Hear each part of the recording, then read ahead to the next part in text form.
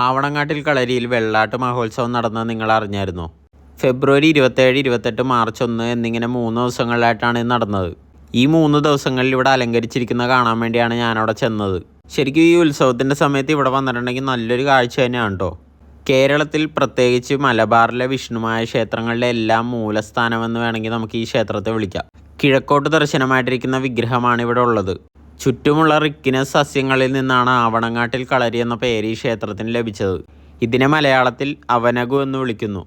നിങ്ങളുടെ ജീവിതത്തിൽ ധാരാളം പ്രശ്നങ്ങൾ നേരിടുന്നുണ്ടോ?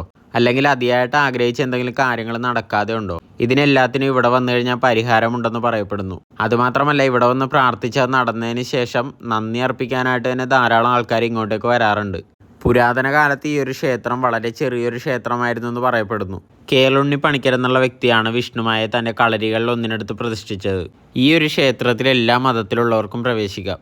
ശരിക്കും ഈ തിറവെള്ളാട്ട് മഹോത്സവം നടക്കുന്ന സമയത്ത് ഈ അമ്പലം ഒരുക്കുന്ന രീതി തന്നെ ഒരു വ്യത്യസ്തമാണ്. മുഴുവൻ പൂക്കൾ കൊണ്ടാണ് ഇത് ഒരുക്കുന്നത്. അതുമാത്രമല്ല, ഇങ്ങോട്ടേക്കുള്ള വഴി നിറയെ കുരുത്തോല കൊണ്ടുള്ള തോരണങ്ങൾ നമുക്ക് കാണാൻ സാധിക്കും.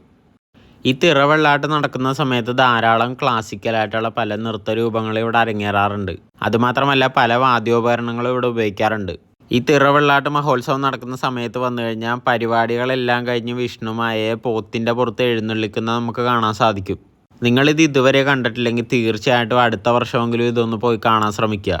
ധാരാളം ഭക്തരാണ് അവരുടെ ആഗ്രഹ സാഫല്യത്തിന് വേണ്ടി ഇങ്ങോട്ടേക്ക് വരുന്നത്. പണ്ട് കാലത്ത് ഇവിടെ മൃഗബലി അർപ്പിച്ചിരുന്നതായിട്ടൊക്കെ പറയപ്പെടുന്നു.